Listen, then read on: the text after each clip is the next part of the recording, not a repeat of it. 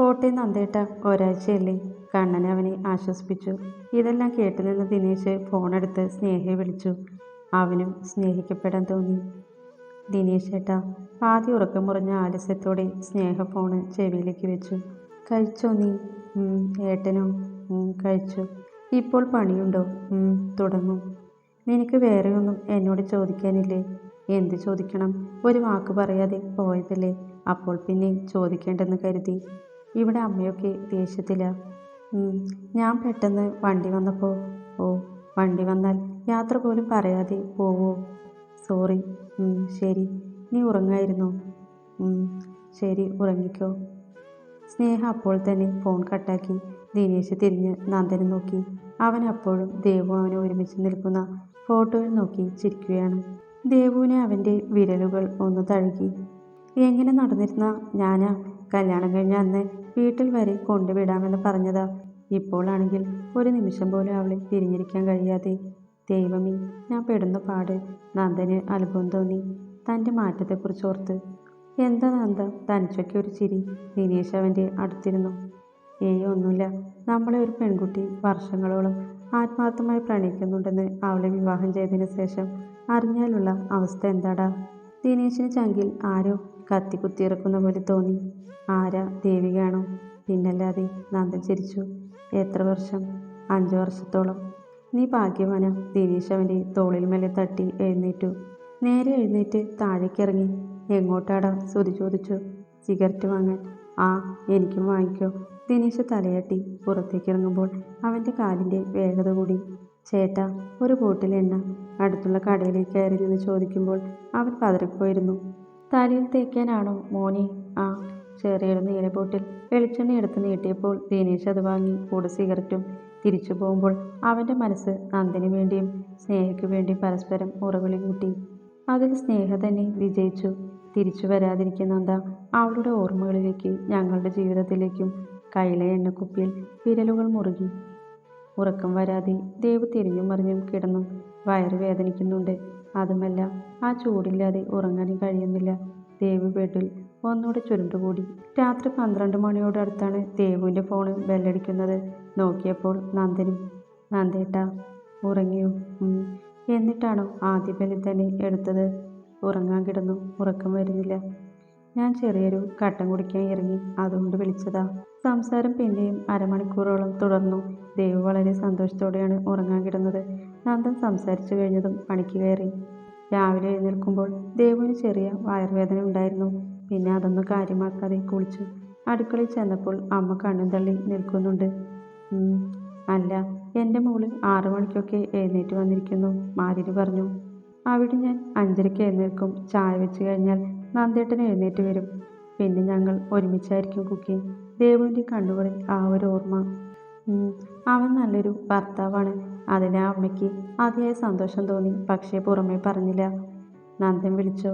ഇല്ല, നൈറ്റ് പണിയുണ്ടായിരുന്നു. ചിലപ്പോൾ ഉറങ്ങാവും. നീ ഇന്ന് കോളേജിൽ പോകുന്നുണ്ടോ? പോണം. അത് കഴിഞ്ഞ് വീട്ടിൽ പോകണം. ട്യൂഷൻ എടുക്കുന്നുണ്ട്. പിള്ളേർ വരും. ഓ.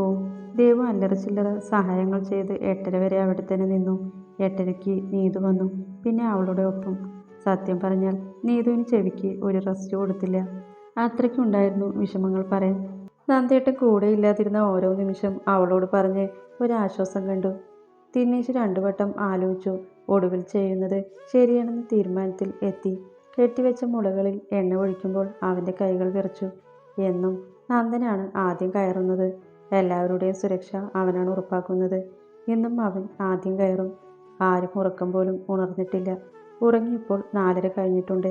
താഴേക്ക് നോക്കുമ്പോൾ തല കറങ്ങുന്ന പോലെ. ദിനേശ് വേഗം തിരിഞ്ഞിറങ്ങി. തിരിച്ചു മുറിയിലേക്ക് വരുമ്പോൾ എല്ലാവരും ഉണർന്നിട്ടുണ്ട്. നീ എവിടെ പോയതാടാ? ആശാൻ ചോദിച്ചു. ഞാനൊരു സിഗരറ്റ് വലിക്കാൻ. ദിനേശ് പതർച്ചയോടെ മുഖം താഴ്ത്തി. ദിനേശ് നന്ദനെ പാളി നോക്കി. അവൻ അപ്പോഴും കമിഴ്ന്നു കിടന്നുള്ള മയക്കത്തിലാണ്. അവനെ നോക്കണ്ട, അവൻ ഭാര്യയോട് സൊള്ളി. എപ്പോൾ കിടന്നാവോ? ആശാൻ ചിരിച്ചു. നന്ദനും കൂടി എഴുന്നേറ്റിട്ട് തുടങ്ങാം, ദിനേശ് പറഞ്ഞു. ആ, അത് മതി. എന്തായാലും നമുക്കൊന്ന് ചായ കുടിച്ചിട്ട് വരാം. അപ്പോഴേക്കും അവൻ എഴുന്നേൽക്കും. എല്ലാവരും കൂടി പുറത്തേക്ക് ഇറങ്ങുമ്പോൾ ദിനേശ് വീണ്ടും നന്ദനെ തിരിഞ്ഞു നോക്കി. എങ്ങനെ നോക്കിയാലും നന്ദൻ അഴകാണ്. ദിനേശിൻ്റെ ഉള്ളിൽ വീണ്ടും അസൂയ മുളച്ചു. ഒരിക്കലും വെട്ടിമാറ്റാൻ കഴിയാത്ത വിധം. സെം എക്സാം തുടങ്ങാറായതുകൊണ്ട് ഉച്ചയ്ക്ക് നേരത്തെ വിട്ടു. അടുത്ത ആഴ്ച മുതൽ സ്റ്റഡി ലീവാണ്. നീ സ്റ്റഡി ലീവിന് പഠിക്കോ? ബസ്സിലിരിക്കുമ്പോൾ നീതുവിൻ്റെ ചോദ്യം കേട്ട് ചിരി വന്നു. നന്ദേട്ടൻ വരുന്നതിന് മുമ്പാണെങ്കിൽ പഠിക്കും. എന്നാലിപ്പോൾ നോക്കട്ടെ.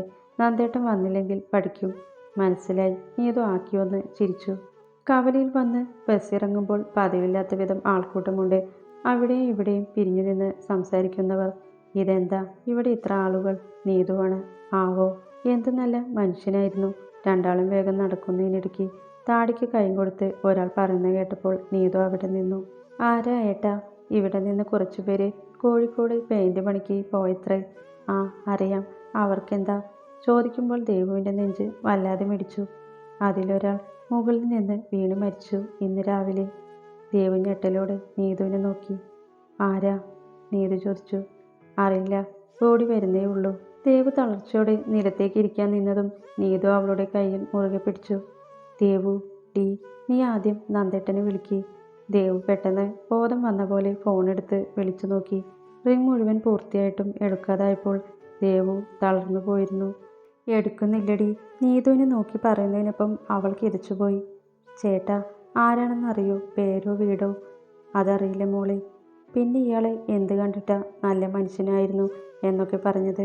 ദേവുവിനെ വലിച്ചു നടക്കുമ്പോൾ നീതു ദേഷ്യത്തോടെ പിറുപിറുത്തു. വാ ദേവു, നടക്ക്. കവലിൽ തന്നെ തളർന്നു നിന്നവളെ ഒരു വിധത്തിലാണ് പിടിച്ചു വലിച്ച് നടന്നത്. വീട്ടിൽ പോയി ദർശൻ ചേട്ടനോട് പറയാം. വേണ്ട, എനിക്ക് അവിടെ പോവണ്ട. എനിക്കെൻ്റെ നന്ദേട്ടൻ്റെ വീട്ടിൽ പോയാൽ മതി. ദേവു കരഞ്ഞു തുടങ്ങി. അവിടെ നിന്റെ കൂടെ ആരുമില്ലല്ലോ ദേവു. ദർശൻ ചേട്ടൻ അന്വേഷിക്കട്ടെ. സത്യം അറിഞ്ഞിട്ട് കരഞ്ഞാൽ പോരെ നീ? നീതുവിന് ദേഷ്യം വന്നു. അവളുടെ നിർബന്ധപ്രകാരം വീട്ടിലേക്ക് തന്നെ നടന്നു ദേവു. പക്ഷെ ശരീരം മൊത്തം ഒരു വിറയൽ. മനസ്സിൽ നിറയെ നന്ദേട്ടനുമായുള്ള നിമിഷങ്ങൾ ഓടിമറിഞ്ഞു. ഒന്ന് കാണാൻ കൊതിയാവുന്നു. ഒന്ന് കണ്ടാൽ മതി. കുഴപ്പമൊന്നുമില്ലെന്ന് അറിഞ്ഞാൽ മതി. ദേവുവിനെ നീതു പിടിച്ചുകൊണ്ട് വരുന്ന കണ്ട് മാലിനി വെപ്രാളത്തോടെ ഉമ്മറത്തേക്ക് വന്നു. എന്ത് പറ്റി ദേവു? ഒന്നുമില്ല ആൻറ്റി. കോഴിക്കോട് പണിക്ക് പോയ ആരോ ഒരാൾ മുകളിൽ നിന്ന് വീണ് മരിച്ചെന്ന്. അത് കേട്ടപ്പോൾ തൊട്ട് തുടങ്ങിയതാ. നീതു ദേവുവിനെ ഉമ്മറത്തെ തിണ്ണയിലേക്ക് ഇരുത്തി. അയ്യോ, നന്ദേട്ടനെ വിളിച്ചിട്ട് എടുക്കുന്നില്ലമ്മേ. ദേവു കരച്ചിലൂടെ മുഖം പൊത്തി. മാലിനി തൻ്റെ മകളുടെ തലയിൽ ചേർത്ത് നിർത്തി തലോടി. അവരുടെ കണ്ണുകളും നിറഞ്ഞു തുടങ്ങിയിരുന്നു. ദേവു മാലിനിയുടെ വയറിലേക്ക് മുഖം പൂഴ്ത്തി കരഞ്ഞു. മാലിനി തൻ്റെ മകളുടെ തലയിൽ ചേർത്ത് നിർത്തി തലോടി. അവരുടെ കണ്ണുകളും നിറഞ്ഞു തുടങ്ങിയിരുന്നു. ദേവു മാലിനിയുടെ വയറിലേക്ക് മുഖം പൂഴ്ത്തി കരഞ്ഞു. ദേവി, നന്ദനായിരിക്കരുതേ. എൻ്റെ കുഞ്ഞ് ജീവിച്ചു തുടങ്ങിയുള്ളൂ. മാലിനി തൻ്റെ കണ്ണുകൾ തുടച്ചു. സമയം പോയിക്കൊണ്ടിരുന്നു. ദേവു ഉമ്മറത്തിൽ നിന്ന് എഴുന്നേൽക്കാൻ പോലും നിന്നില്ല. നന്ദൻ്റെ ഫോണിൽ വിളിച്ചിട്ടാണെങ്കിൽ കിട്ടുന്നുമില്ല. നീതു തന്നെ ദർശനെ വിളിച്ചു വരുത്തി. നീ അന്വേഷിച്ച മോനെ? അവൻ്റെ ബൈക്ക് മുറ്റത്തെ കൊണ്ട് നിർത്തിയതും മാലിനി ഇറങ്ങി വന്നു. മകളുടെ താലി ഓർത്തുള്ള അമ്മയുടെ ആദി. ദർശൻ ഒന്നും മിണ്ടാതെ ദേവുവിനെ നോക്കി. അവളും അവൻ്റെ മറുപടി കേൾക്കാൻ കാത്തു നിൽക്കുന്ന പോലെ. ദർശൻ ഫോണെടുത്ത് ആരെയൊക്കെയോ വിളിച്ചു നോക്കി. ഡാ, മാലിനി അവൻ്റെ ഷർട്ട് പിടിച്ചു വലിച്ചു. അറിഞ്ഞിട്ടില്ല അമ്മേ. അവൻ്റെ നിസ്സഹായമായ സ്വരം. ദേവു പിന്നെയും മുഖം താഴ്ത്തി വിരുമ്പി. മാലിനി കൈകൾ കൊരുത്തു വലിച്ചു. പാടത്തിനപ്പുറമുള്ള ആളാണെന്ന് പറയുന്നേ. എനിക്ക് കൂടുതലൊന്നും അറിയില്ല. ദർശൻ തല താഴ്ത്തി പടിയിലേക്കിരുന്നു. അത് കേട്ടതും ദേവ് ബോധം മറിഞ്ഞു വീണു. മാലിനി മോളെ എന്ന് വിളിച്ച് കരഞ്ഞോടിയപ്പോഴാണ് ദർശൻ തിരിഞ്ഞു നോക്കിയത്. സോപാനത്തിലേക്ക് മറിഞ്ഞു കിടക്കുന്നവളെ ദർശൻ താങ്ങിയെടുത്ത് മുറിയിലേക്ക് കൊണ്ടുകിടത്തി. മുഖത്തേക്ക് വെള്ളം തളിച്ചപ്പോൾ ദേവ് മെല്ലെ കണ്ണുകൾ തുറന്നു. എന്നാൽ അമ്മയെ കെട്ടിപ്പിടിച്ച് കരയുന്ന കണ്ടപ്പോൾ ദർശൻ ഒന്നും മിണ്ടാതെ ഉമ്മറത്തേക്ക് നടന്നു. നീതുവിനും സങ്കടം തോന്നി. അമ്മ ഫോൺ വിളിച്ചപ്പോൾ അവൾ മെല്ലെ പുറത്തേക്കിറങ്ങി. അമ്മയും ചിലതൊക്കെ അറിഞ്ഞിരിക്കുന്നു. ചിലരൊക്കെ നന്ദനാണെന്ന് പറയുന്നുണ്ട്. ചിലർ സുധിയോ സുനിയോ എന്നൊക്കെ. ഉടനെ വരാമെന്ന് പറഞ്ഞ് അവൾ ഫോൺ കട്ടാക്കിയപ്പോഴാണ് ഉമ്മറത്തെ തിണ്ണയിൽ തല താഴ്ത്തിയിരിക്കുന്ന ദർശനെ കണ്ടത്. ചേട്ടാ, അത് നന്ദേട്ടനാവില്ല, നീതു പറഞ്ഞു. ആവാതിരുന്നാൽ മതി.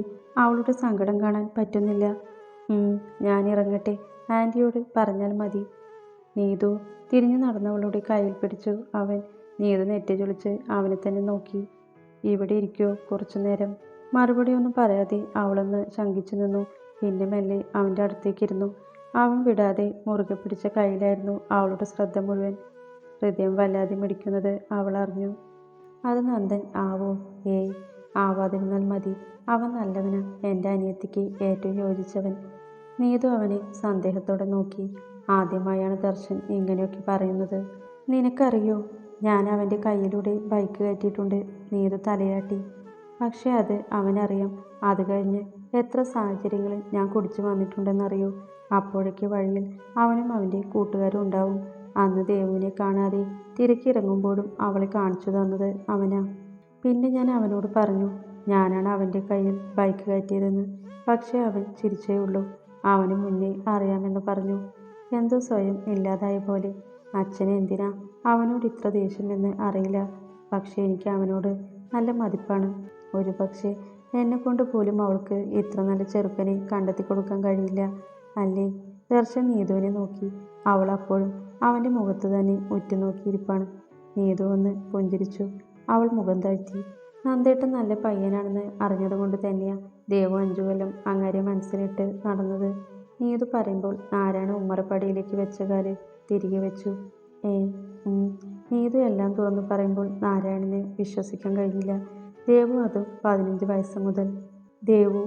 15 വയസ്സ് മുതൽ വീണ്ടും താൻ തളർന്നു പോകുന്ന പോലെ തോന്നി. നീതു എല്ലാം പറയുമ്പോൾ ദർശൻ്റെ കണ്ണുകൾ അവളിൽ തന്നെ ഓടി നടന്നു. അത്ര കളറൊന്നും ഇല്ലെങ്കിൽ നല്ല തേജസ്സുള്ള മുഖമാണ്. എപ്പോഴും കറുത്തൊരു പൊട്ട് നെറ്റിയിലുണ്ടാവും, കൂടെ ഒരു ചന്ദനക്കുറിയും. എന്തോ ആ സാഹചര്യത്തിൽ പോലും വിയർപ്പ് നിറഞ്ഞ നീതുവിൻ്റെ മുഖത്ത് നിന്ന് കണ്ണെടുക്കാൻ കഴിയാത്ത വിധം ആകർഷകമായി തോന്നി. ഇരുട്ടായിക്കൊണ്ടിരിക്കുന്നു. ഈ സമയത്ത് അമ്മ ചീത്ത പറയുമെന്നൊരു പേടി വന്നെങ്കിലും ദർശൻ പിടിച്ച കയ്യിൽ നിന്ന് തൻ്റെ കൈ മോചിപ്പിക്കാൻ കഴിയാതെ നീതു ഇരുന്നു. നാരായണൻ പടി കയറുമ്പോൾ ഒന്ന് മുരടനക്കി. നീതു ഞെട്ടലോടെ കൈവലിച്ച് എഴുന്നേറ്റു. നീതു എഴുന്നേൽക്കുന്ന കണ്ടാണ് ദർശൻ നോക്കുന്നത്. അച്ഛനെ കണ്ടപ്പോൾ അവൻ എഴുന്നേറ്റു. നീതു പോയില്ലേ? അത് ഞാൻ. നാരായണേട്ടാ, നിങ്ങൾ അറിഞ്ഞു? മാലിന് സാരിത്തലപ്പ് കൊണ്ട് കണ്ണുകൾ തുടച്ച് ഉമ്മറത്തേക്ക് വന്നു. ദേവു ഹാളിൻ്റെ വാതിലിൻ്റെ മറവിലേക്ക് നിന്നു. എന്തറിഞ്ഞെന്ന് നാരായണൻ ഗൗരവത്തിലായി. കോഴിക്കോട് പോയാ? ദേവു. പടിക്കലെ ഇരുട്ടിലെ ആ വിളി തിരിച്ചറിഞ്ഞത് ദേവു മാത്രമാണ്. കാറ്റ് പോലെ പുറത്തേക്ക് പായുമ്പോൾ ഇടുപ്പ് വരെ മാത്രം തെളിഞ്ഞു കാണുന്ന വെളിച്ചത്തിൽ എല്ലാവരും നെറ്റിചുളിച്ചു നോക്കി. വെള്ളമുണ്ട് മാത്രം പ്രത്യക്ഷമാവുന്ന വെളിച്ചത്തിലേക്ക് ദേവു പാഞ്ഞു. ഒരു പൊട്ടിക്കരച്ചിലോടെ അവനെ മുറുകെ പുണർന്നു. ആ നെഞ്ചിലേക്ക് മുഖം അമർത്തി. ആ വിയർപ്പ് മണം അവളിലേക്ക് ആവാഹിച്ചു. എന്തുപറ്റി? തന്നെ അള്ളിപ്പിടിച്ച് കരയുന്നവളെ കണ്ട് നന്ദൻ പാവപ്പോടെ നിന്നു. ഒപ്പം അവൻ്റെ കൈകൾ ആശ്വാസം എന്നോണം അവളുടെ തലയിൽ തഴുകി. കരയാതെ കാര്യം പറ ദേവു. നന്ദന് ടെൻഷനായി. ദേവു വിതുമ്പലോടെ മുഖമുയർത്തി. എവിടെയായിരുന്നു? വിളിച്ചാൽ ഫോൺ എടുത്തൂടെ? ഞാൻ പേടിച്ചു. ദേവു വീണ്ടും അവൻ്റെ നെഞ്ചിൽ മുഖം താഴ്ത്തി.